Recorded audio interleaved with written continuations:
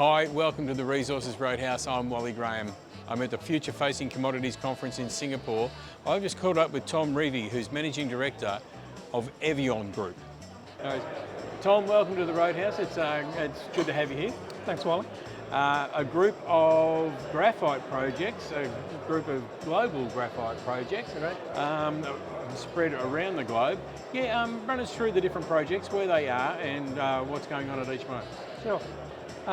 The first one is our primary asset, which is located in Madagascar. That's the Mineri Graphite Project.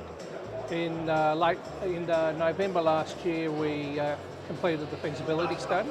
So we're in that pre-construction phase, if you like, of finalising the environmental social impact assessment, which is a prelude to the final licences and permitting pre-construction. So we anticipate being in construction late this year, early next year. In terms of our Indian project, it's a joint venture with a company called Medichem, located in India, specifically just out of Pune, which is 2 hours from Mumbai. It's a downstream project to produce expandable graphite, and in doing so we'll be the first ASX listed company producing expandable graphite. And the primary use of expandable graphite is the fire retardant industry, and then further processing can go on to things such as graphene, graphite foils and the like, and it really gives a lift in respect to the price that we receive for our material. Can you just go into a bit of detail for my benefit more than anybody else, but what does it mean by expandable graphite? Expandable graphite takes normally the coarse flake material, which has gone through qualification, and it basically treats the coarse flake material with an acid and an oxidising agent. And what it does is it basically separates the lattice to some extent on the graphite, and it places a deposit of material inside there. And whilst it looks for all intents and purposes like normal graphite concentrate, when it's exposed to heat, it causes little micro explosions and it expands. And in doing so, amongst other things, it creates like a carbon cloud.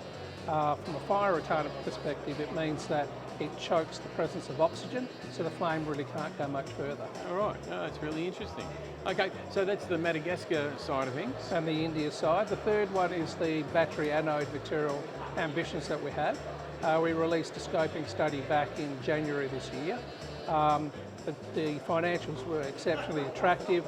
They showed technical robustness. We've been doing test work on our fine material for the best part of 2 years with a German company called Dorfner Anziplan, certainly proving the suitability of the material for the lithium-ion battery industry. The results were so good, a company called Urbix, which is probably one of the most advanced coated, spheronised, purified graphite mouthful companies in the world, strongly supported in the US, came to us and asked, what about we do this collaboratively in Europe? So we've signed a collaborative agreement, and what does that mean? It basically means we're going to be doing a pre-feasibility study together, and on completion of that, in less than 12 months, we'll sign a firm joint venture development agreement to basically build a project in Europe, and basically the Mineri project will supply the raw material, and then we'll turn that into what's called battery anode material. It's an interesting thing. Just as you were speaking then, I was thinking there's been quite a few companies here that I've spoken to today, different commodities, who have been approached by other offtake partners. They haven't had to go looking for the partner, and it's a similar thing that you've just gone through too. Yeah, absolutely. And I think what we've seen is probably 12, 18 months ago, the end users were starting to get concerned about access to suitable raw material. Stuff that's qualified and proven to be capable of being used in particular industries. Now we've gone that one step further. We're now being approached by various end users, whether it's an immediate stage partner or further down the supply chain. So things are really moving now for graphite. 2023 will be the first year that natural graphite, in terms of lithium-ion batteries, will be the biggest consumer of natural graphite. That's the first time it's happened. Second thing is, it's the first year that we'll see a material deficit They're the two key criteria that we saw lithium really springboard from. So we're hopeful as graphite developers that 2023 will be the year of natural graphite.